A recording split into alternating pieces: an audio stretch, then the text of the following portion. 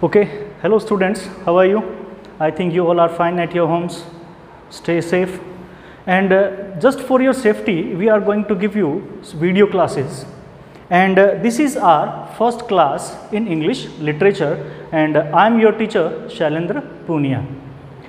Before starting our literature, one thing should be clear in your mind, that literature and compulsory both are different things. And in 11th class, the syllabus of your literature was very, we can say, easy, but here this is not an easy one. So for that, you all will have to clear in your mind that you will study it again and again. So that's why it can be very good for you. Now, before beginning of our syllabus, I am going to tell you about the syllabus, that what we will read in our literature, because without aim we can't achieve anything else. Aim नहीं है, हम कुछ भी प्राप्त नहीं कर सकते. So first of all, we are going to start our syllabus. What is our syllabus? What we will read in our literature? Okay. So in our syllabus we have 4 sections. Okay. First is reading. It will contain 15 marks. After that we have writing portion, and it also contains 15 marks.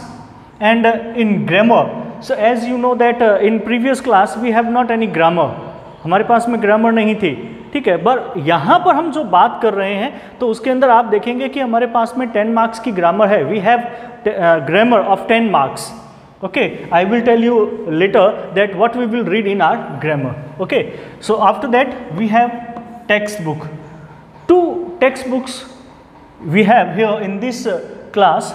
First is Prudence, and it will contain 30 marks. That is very important. And after that we have a fiction, Inside the Haveli, and it is of 10 marks. Okay, so we have these 4 part, or we can say 4 section in our literature. Is it clear? Okay, now I am going to give you explanation, or in expense these all 4 things. So first of all, reading. What we will read in reading portion, क्या पढ़ेंगे हम reading portion के अंदर, उसको समझना बहुत जरूरी है. इन reading portion, an unseen passage and a poem. This poem is also an unseen poem. Okay, it will not ask from your textbook. Text से नहीं पूछी जाएगी. ये भी क्या होगा, ये भी आपकी अनसीन ही होगी, और एक अनसीन पैसेज भी पूछा जाएगा. तो अनसीन पैसेज और अनसीन पोएम जो है, ये आपकी फर्स्ट जो है वो पूछी जाएगी. And it will contain 400 to 500 words. 400 से 500 शब्द इसमें होंगे. Followed by short questions. छोटे क्वेश्चंस इसमें पूछे जाएंगे. ओके, अब ये क्वेश्चंस भी जो होते हैं ये भी अपने आप में बहुत इंपॉर्टेंस लिए हुए होते हैं. In beginning 4 questions will be asked from your text, but after that when you will read these questions you will not get answer from directly from your passage.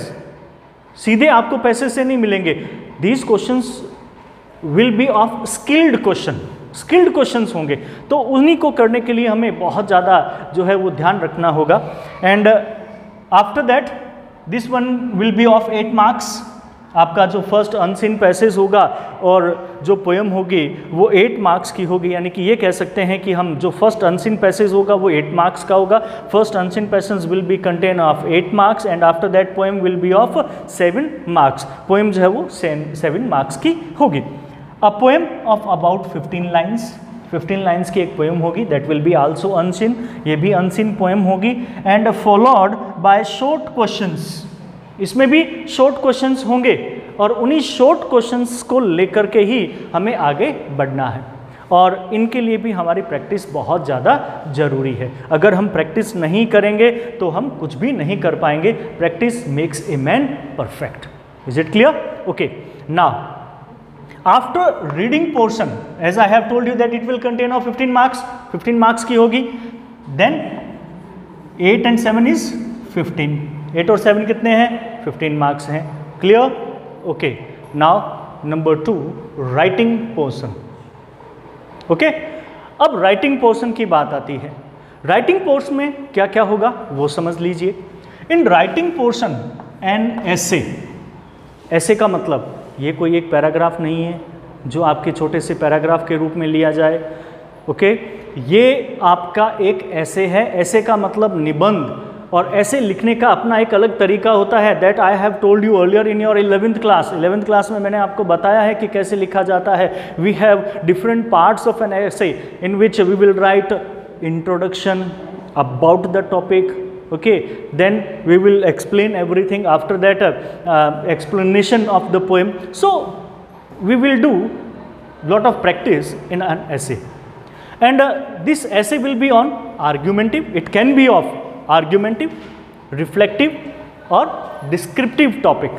ये किसी भी एक टॉपिक के ऊपर हो सकता है, और वो टॉपिक जो है वो आपका आर्ग्यूमेंटेटिव हो सकता है, रिफ्लेक्टिव हो सकता है और डिस्क्रिप्टिव टॉपिक भी हो सकता है। और आपको ऐसे जो लिखना होगा वो 150 to 200 वर्ड्स में लिखना होगा। क्लियर? ओके, इसी के बाद में, और ये 8 मार्क्स का होगा, ठीक है। उसके बाद में आता है कंपोजिशन। कंपोजिशन, जैसा कि आपको पता है कि कंपोजिशन के अंदर हमें अलग अलग पैराग्राफ्स लिखने होते हैं अलग अलग टॉपिक्स के ऊपर। So we have here composition in which we will do article, report और स्पीच। आर्टिकल, रिपोर्ट और स्पीच हम करेंगे। We have done it earlier in our class. We will do it also in compulsory and we will do it also in literature. But what is difference? Compulsory में भी करेंगे, literature में भी करेंगे। Difference क्या है? आर्टिकल, जहां compulsory में हमारे पास में केवल एक तरह का आर्टिकल होगा, लिटरेचर में हम 2-3 तरह के आर्टिकल करेंगे। रिपोर्ट जो है वो भी अलग अलग टाइप्स की होगी, ठीक है। We will do different types of report and with that speech. The pattern will be same but it will be on different topics. So we will do each and every type of article, report and speech, and it will also contain 7 marks. So 8 and 7, 15. So this writing portion is also of 15 marks. Clear? So here we have done 2 different sections, reading and writing. 2 section हमने कर लिए अलग, reading का और writing का, जो आपके पास में ये लिए हुए हैं। After that we have third section of grammar। जैसा कि आपको पता है कि हम लोगों ने ग्रामर 11th में नहीं की थी, because in 11th class we are not any portion of grammar there. हमारे पास में कोई ग्रामर का पोर्शन ही नहीं था। But here we will do 2 topics of grammar. Grammar के 2 टॉपिक हम यहाँ पे करेंगे। The first is editing and error correction. Editing, हमें कुछ अपनी तरफ से जोड़ना होगा, एडिट करना होगा, okay. And error correction, error correction मतलब कि आपको एक लाइन दी गई होगी, you will have given a line and in which there is some mistake, there will be some mistake in words. It can be a mistake of tense, it can be a mistake of preposition, determiner or of any type. Spelling errors can be asked. कैसा भी error उसमें हो सकता है, आपको वो error जो है वो करेक्ट करना होगा।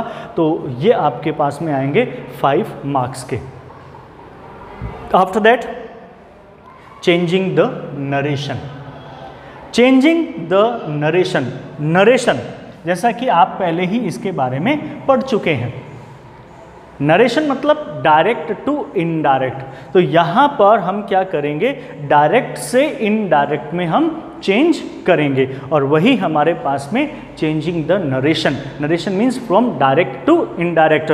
We will change direct sentence into indirect sentence and it will be of 5 marks. 5 sentences will be asked. 5 sentence आपसे पूछे जाएंगे और उन 5 सेंटेंसेस को आपको चेंज करना होगा। As you know, we are in literature class, so it will be different from your compulsory subjects. After that, point number 4, literary terms। हमारे पास में 6 टाइप की लिटरेरी टर्म्स होगी। Anglo Indian, Indo Anglian, metaphysical, ठीक है। तो इस तरह से हमारे पास में जो है 6 प्रकार की 6 टाइप्स की जो लिटरेरी टर्म्स जो है वो होंगी। मैं आपको बताता हूँ कौन कौन सी होंगी। तो हमारे पास में होंगी metaphysical poetry, impressionism, stream of consciousness, interior monologue, Anglo Indian literature और Indo Anglian literature.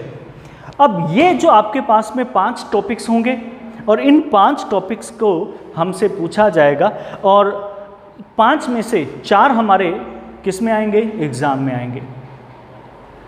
4 will be asked in our exams and in these 4 we will do 2।